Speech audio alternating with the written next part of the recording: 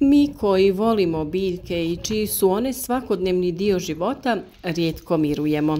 One nas zovu i bude u nama želju za radom, jer nas uvijek nagrade sa obiljem plodova za trud koji ulažemo. A nama je ovdje posebna čast i nagrada to što svoje iskustvo prenosimo na sve one koji žele uzgajati zdrave i plodonosne biljke.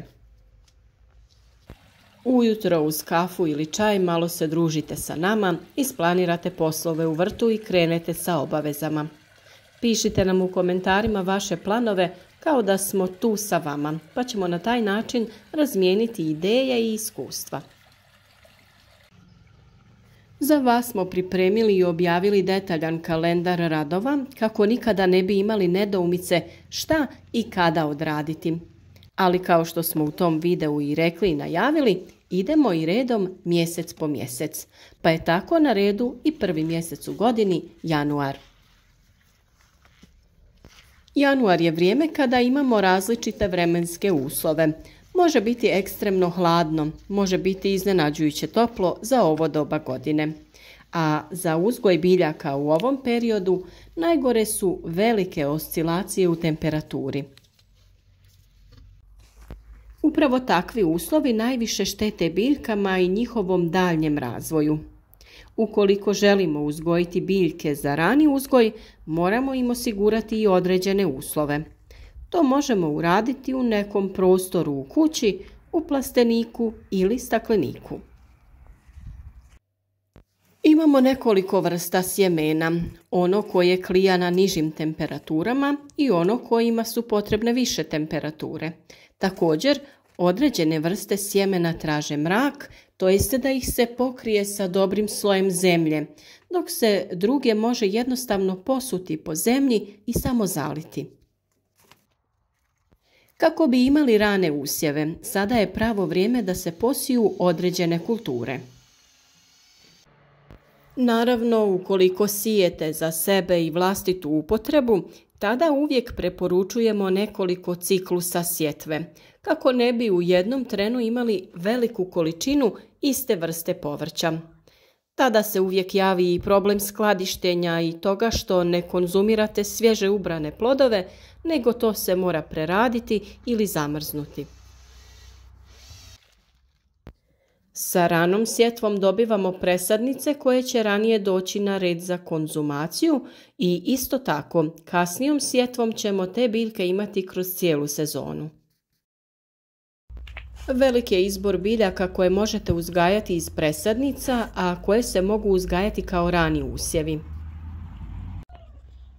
Svakako je najbitnije da za te posude ili u šta god već odlučite posijati biljke, imate adekvatno mjesto sa povoljnim temperaturama i dovoljno svjetlosti kako bi se kvalitetno razvijale nakon nicanja.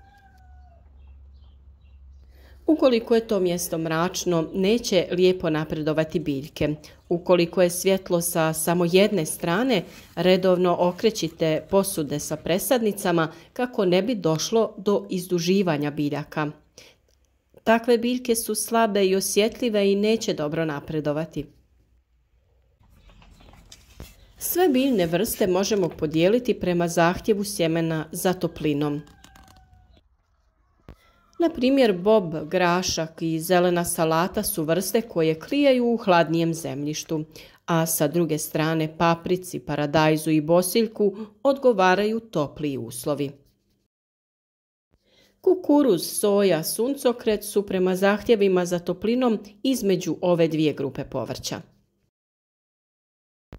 Temperatura od 5 do 20 stepeni Celzijusa najbolje odgovara za sjetvu boba, graška, bijelog luka, crvenog luka, zelene salate, repe, cikle, korabe, rotkvice, pakčoja, mizune, rikule, mrkve, peršina, pastrnjaka, špinata, blitve, kukuruza kokičara i šećerca, krompira i kupusnjačama.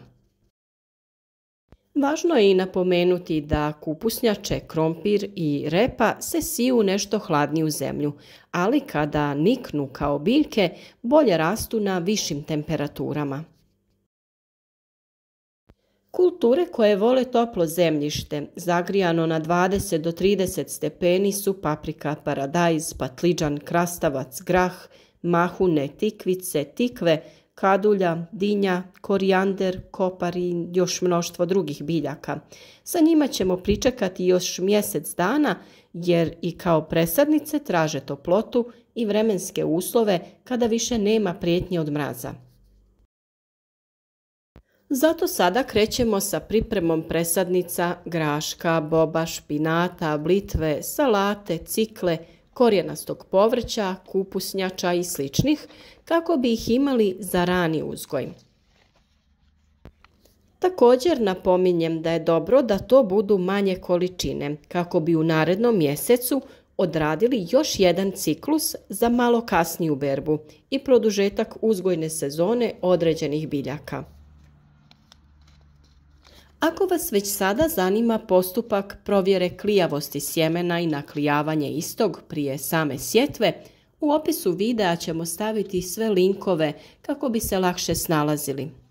Upravo iz razloga što ne možemo kvalitetno sve objasniti u jednom videu, radimo te teme odvojeno, pa ukoliko niste do sada, zapratite naš kanal za pravovremene savjete, a klik na znak zvonca vam osigurava obavijesti o svakom novom videu kako ništa ne bi preskočili.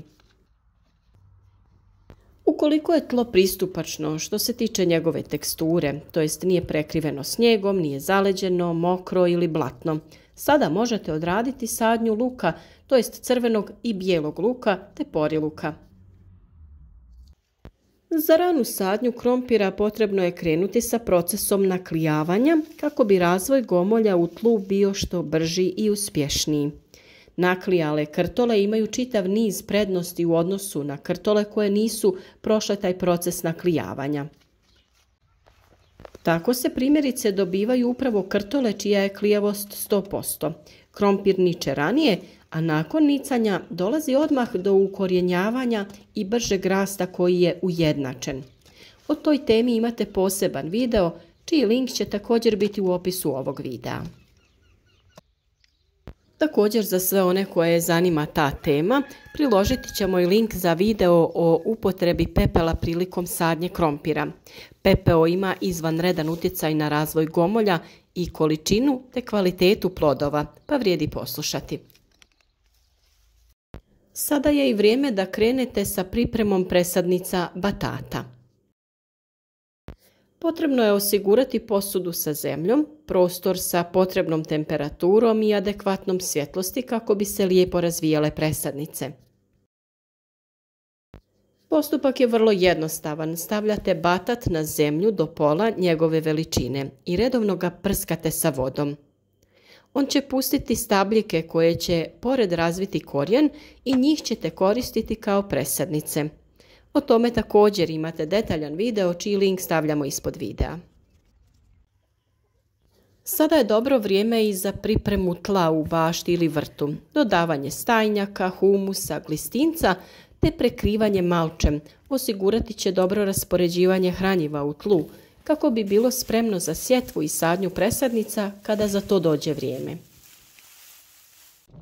Ono što također možete odraditi jeste priprema izdignutih gredica koje su se nama pokazale kao idealno mjesto za uzgoj, jer se sastav i kvaliteta tla mogu kvalitetno prilagoditi biljkama koje uzgajate da uzgoj bude što uspješniji. Ukoliko nemate plastenik, sada je pravo vrijeme da ga nabavite. U njemu možete uzgajati povrće tokom cijele godine, uzgajati presadnice i krenuti sa ranim uzgojem biljaka već početkom aprila što se tiče paprika, paradajza i sličnih povrtnica. Trenutno je ovakvo stanje u našem plasteniku i mi uživamo u berbi zelenog povrća. Tokom zime se kako na otvorenom, tako i u plasteniku uzgaja većinom zelenilo. Bijeli i crveni luk, blitva, špinat, matovilac, rukola, rotkvica i neizostavna zelena salata. A kod nas je u januaru već i vrijeme intenzivne berbe svog tog povrća. Ukoliko nemate plastenik, ove biljke uspijevaju i na otvorenom, ali ih možete za svaki slučaj prekriti improviziranim plastenicima. Plodored i raspored biljaka je vrlo bitan. Sada imate nešto vremena, nacrtajte kako je vaš vrt izgledao, pa nacrtajte kako bi trebao izgledati ove godine. Kao smjernice kako odraditi smjenu usjeva imate naš video na tu temu, plodored. Januar je idealno vrijeme za pripremu kalema, odnosno plemki za kalemljenje, to jest cijepljenje voćaka. U to doba su plemke u potpunosti dozrele i vegetacija miruje. Uzimaju se vršne reznice jednogodišnjih izbojaka. Jednostavno odrežete vrhove sa grana voćaka vrtnim škarama te spremite u vlažni pijesak ili u vlažne vrećice pa u frižider. U januaru i u voćnjacima ima posla. Trebalo bi baciti stajsko i mineralno gnojivo oko voćaka, te je ovo i period kada kreće rezidba jezgričavih voćnih vrsta. Ukoliko imate sreću da je tlo odmrznuto i dovoljno toplo, možete presađivati grmlje, trajnice i ukrasne trave. Sve što ste možda mislili da je posađeno na krivo mjesto, sada je trenutak da to ispravite i premjestite na pravo željeno mjesto. Nakon orezivanja određenih biljaka, ostatke iskoristite za pripremu reznica i razmnožite biljke na vrlo jednostavan način. O tome smo dosta govorili posljednjih dana, pa ćemo i link za te video savjete staviti u opisu kako bi se vi lakše snalazili. Veselimo se novoj sezoni. Nadamo se da će naši savjeti da vam budu korisni i da zajedno krenemo sa odličnom motivacijom koju se nadamo da uspješno na vas i prenosimo. Podržite naš rad, ostavite like, podijelite video sa prijateljima na društvenim mrežama i svakako nam se javite u komentarima sa vašim iskustvima ili eventualnim pitanjima.